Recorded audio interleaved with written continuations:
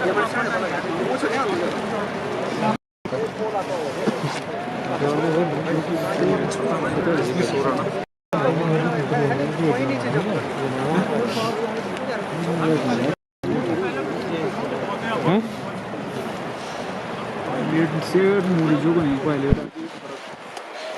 साथियों, मेरा नाम है संदीप गुसाई। केदारनाथ में अभी एक हेलीकॉप्टर दुर्घटनाग्रस्त हुआ है और जो एनडीआरएफ की एसडीआरएफ की टीमें हैं वो रेस्क्यू में लगी हैं। हालांकि सभी जितने भी हेलीकॉप्टर में सवार थे उनकी डेथ हो गई है।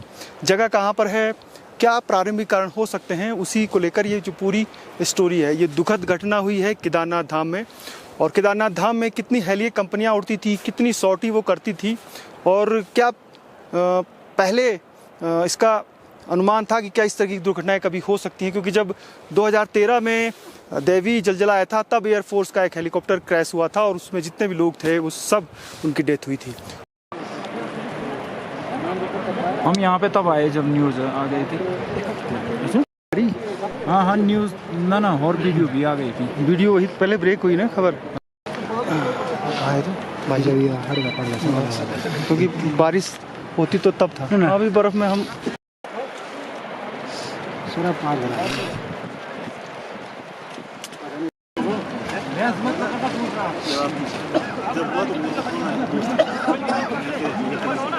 ये घटना 11:36 पे हुई थी। जैसे ये घटना, ये जो आर्यन का हेली था जो केदारनाथ से जिसने उड़ान भरी थी और ये नारायण कोटी इसने जाना था। इसमें 6 लोग थे और एक पायलट सहित, और कम से कम वहाँ पर से 15 और 20 मिनट का टाइम लगा घटनास्थल पर पहुँचने पे। सबकी डेथ हो गई। कोई जीवित भी था उस समय जब? अभी उस समय कोई भी नहीं था। ये पहाड़ी पे टकराया था हेलीकॉप्टर यहाँ पे, और टकराते ही उस पर आग लगी थी और ये छटक गए थे और उसी के नीचे पलट करके कुछ लोग चोटिल भी हुए थे। और उसी समय ऑन स्पॉट ही मतलब काफ़ी दयनीय खराब स्थिति थी इन लोगों की। वेदर एक कारण है सर? वेदर भी यहाँ पर हर 5 मिनट में बदल रहा है। कभी फॉग लग जा रहा है तो कभी स्नोफॉल हो रहा है और कभी तेज़ तूफान चल रहा है। आप लोगों ने अलर्ट दे रखा था सभी कंपनियों को? सभी? हाँ, हमारे तो अलर्ट अभी मतलब कि यहाँ पर केदारनाथ में 12 बजे या 2 बजे के बाद अलर्ट ही मतलब समझे यहाँ पे।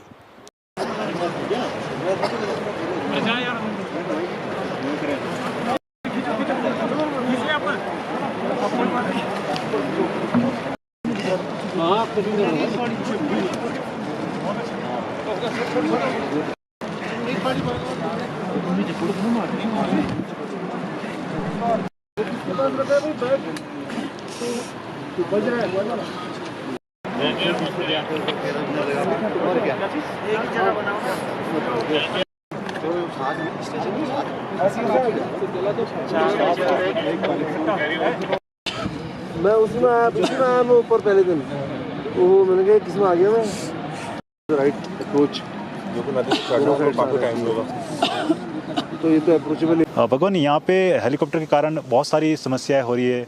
पहले तो सरकार से ये रिक्वेस्ट करूँगा कि हेलीकॉप्टर बंद की जाए, क्योंकि यहाँ पे हेलीकॉप्टर के कारण यहाँ पे जैसे पशु पक्षी जैसे मोनाल है, हिरण है, भालू है, सारे यहाँ से बहुत दूर चले गए। और यहाँ पे इतना आवाज़ होती है हेलीकॉप्टर के कारण कि हम लोगों को रहना यहाँ मुश्किल हो गया। इतना साधना तपस्या जो महात्मा करते हैं उनको बहुत सारी समस्या होती है।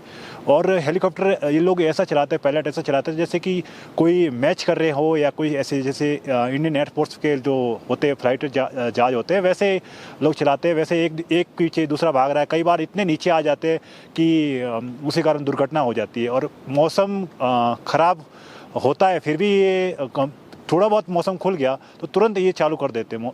तो हम लोग सरकार से ये निवेदन है कि इन पे थोड़ा बहुत एक्शन लिया जाए। और हेलीकॉप्टर पे जो है लोगों की जान के साथ खेल रही है।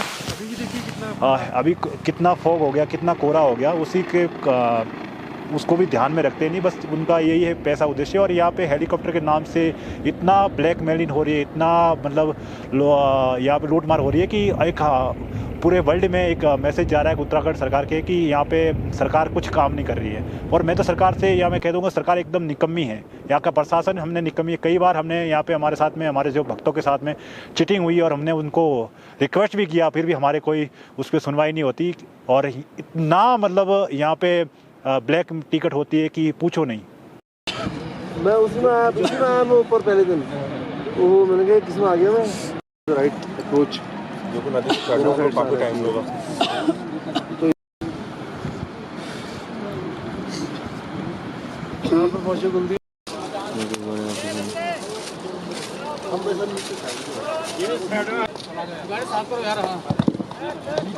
आर्यन का हेलीकॉप्टर ठीक 11:36 पर जो गरुड़ चट्टी है वहाँ पर क्रैश हुआ। सभी जो डेड बॉडी है उनको निकाल लिया गया है।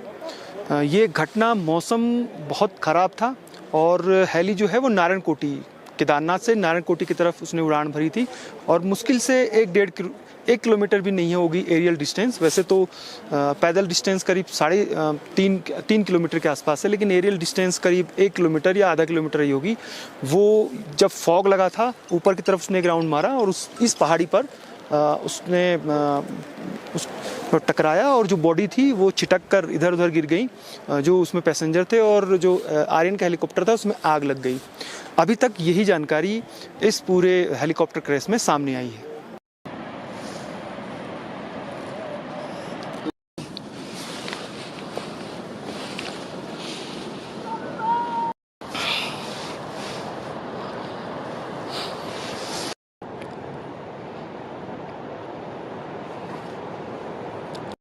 आ जाओ।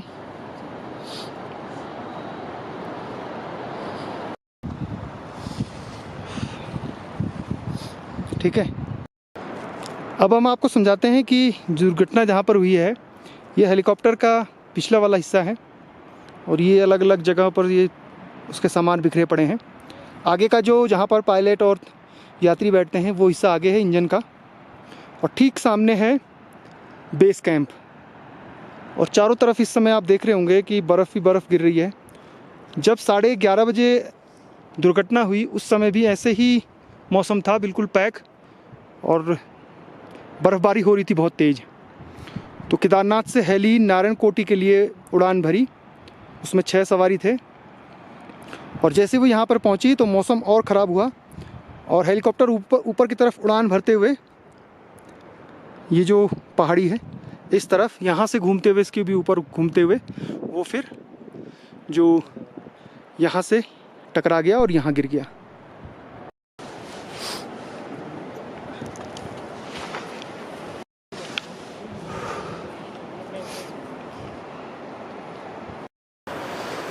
आखिर किसे मालूम था कि आज के दिन इतनी बड़ी दुर्घटना केदारनाथ धाम में होगी। गरुड़ चट्टी के पास ये घटना 11:36 पर हुई, जिसमें 6 यात्री थे और पायलट समेत यानी 7 जो लोग थे उन सभी की मौत हो गई।